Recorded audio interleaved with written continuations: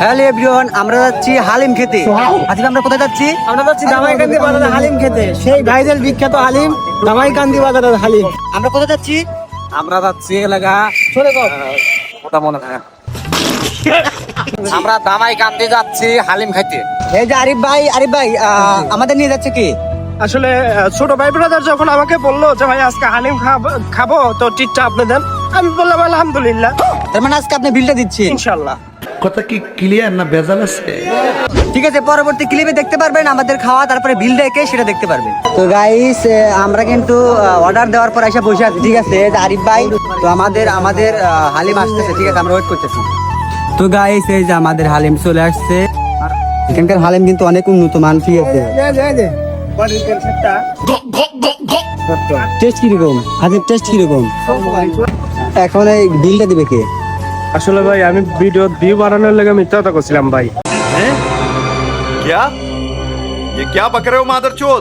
আমি কি খাইতেছি ক্ষেত্রে এই জন্য কথা হলো গাইস, বিল দেওয়ার কথা বলে বিল দিল না। এখন আমাদের যার যার বিল টাকা দিতে হবে। ভাই কি করতেছেন? কে বলে যে খাওয়া গেছে যা যা টাকা শেষে দিচ্ছে। ভাই আমার টাকা পাইছেন? আমার টাকা বুঝে পাইছেন? আপনারা তো দেখতে পাইলেন আরিফ ভাই কি রকম একটা কাজ করলো। আপনি আমাদের নেশে কি করলেন? এটা বেঈমান, ভুল বেঈমান। ভাই আর অপমান করো না ভাই, প্লিজ। না না না, ঠিক করে না। সালাম কাকা, হাজার টাকা সাত আট দাও লাগছে। তাই দাও এই আরিফ ভাই টাকা দেওয়ার ভয়ে ওই বাজার থেকে দেখে পলায় আসে। ঠিক আছে, মানে আমাদের বিল দেওয়ার কথা সেও দেয় না, এবং তার যে নিজের বিল সেটাও দেয় নাই। মানে আমাদের বিল দেওয়ার কথা সেটাও দেয় না। আমরা 1000 টাকা দিচ্ছি, কিন্তু তার যে বিল সে নিজেরটাও দেয় নাই। নিজেরটা না দিয়ে আগে সে পলায় আসে। বন্ধু চলে যা, আমি টাকা দিব না।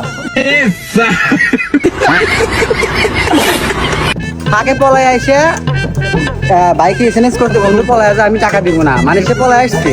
ঠিক আছে, আমরা কিন্তু তাকে ধরে ফেলছি। ওর টাকাটা তো দেওয়া লাগবে, ওর টাকা না দিয়ে বলেছি।